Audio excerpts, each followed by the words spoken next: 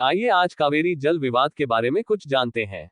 कावेरी जल विवाद लगभग 150 साल से भी ज्यादा पुराना विवाद है।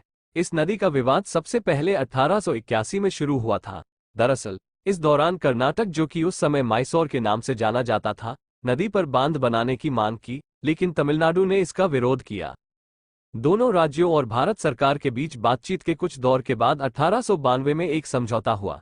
इसके तहत विभिन्न अंतर्राज्यीय नदियों को शामिल किया गया। समझौते से यही बात सामने आई कि वर्तमान जल प्रणाली पर ऊपर किए जाने वाले नए कार्यों की वजह से बाधा नहीं डाली जाएगी और निचले इलाकों में होने वाली सिंचाई के लिए पानी की कटौती नहीं होगी। यह विवाद सालों तक चला और फिर ब्रिटिश सरकार ने इसमें हस्तक्षेप किया। 1924 में ब्रिटिश सरकार ने कर्नाटक और तमिलनाडु के बीच एक समझौता कराया, जिसके तहत तमिलनाडु का 556,000 मिलियन क्यूबिक फीट और कर्नाटक का 177,000 मिलियन क्यूबिक फीट पानी पर अधिकार हुआ।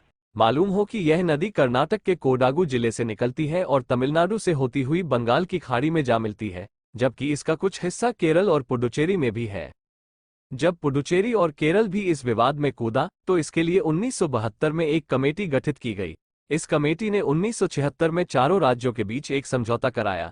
इस समझौते के बाद भी नदी जल को लेकर विवाद चलता रहा था।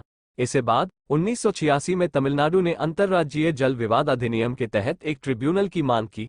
दरअसल कर्नाटक का मानना है कि ब्रिटिश शासन के दौरान लिया गया फैसला न्यायसंगत नहीं है, जबकि तमिलनाडु पुराने समझौते को तर्कसंगत मानता है। 2018 में सुप्रीम कोर्ट ने कावेरी विवाद पर ऐतिहासिक फैसला सुनाया।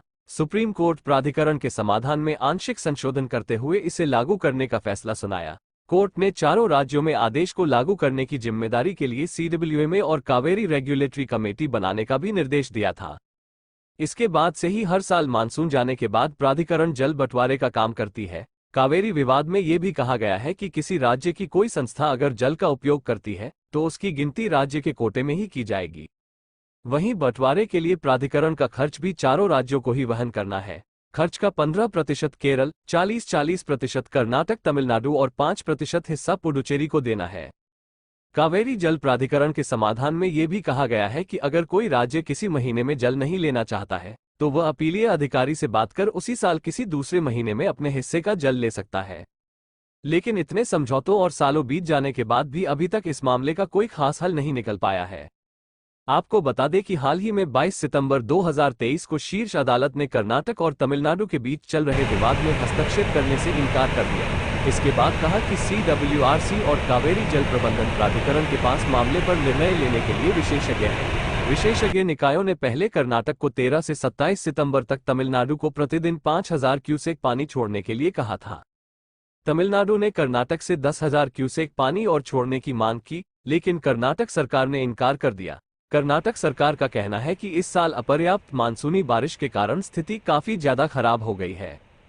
कर्नाटक के अधिकारियों के अनुसार इस साल दक्षिण पश्चिम मानसून की विफलता के कारण कावेरी बेसिन के 4 जलाशयों में अपर्याप्त भंडारण है और राज्य को पीने के पानी की जरूरतों को पूरा करने में भी कठिनाइयों का सामना करना पड़ रहा है और राज्य में सिंचाई के लिए भी पानी नहीं है। मामले की जड़ यह है कि दोनों राज्यों में पानी की कमी की समस्या है। चेन्नई के कुछ हिस्सों सहित तमिलनाडु के कई जिलों में पीने के पानी की काफी कमी रहती है। इसको लेकर कर्नाटक सरकार ने सुप्रीम कोर्ट का रुख किया, लेकिन वहां से राज्य सरकार को झटका लगा जब सुप्रीम कोर्ट ने इस मामले में हस्तक्षेप करने से इनकार कर दिया। अब कर्नाटक के किसान और संगठन तमिलनाडु को पानी दिए जाने के खिलाफ हैं और इसके कारण बंद का आह्वान कर रहे हैं। कावेरी जल नियमन समिति ने मंगलवार को बैठक में विचार विमर्श करने के बाद कर्नाटक को 28 सितंबर से 28 अक्टूबर तक 3,000 क्यूसेक पानी बिलिगुंडलु में छोड़ने की सिफारिश की है।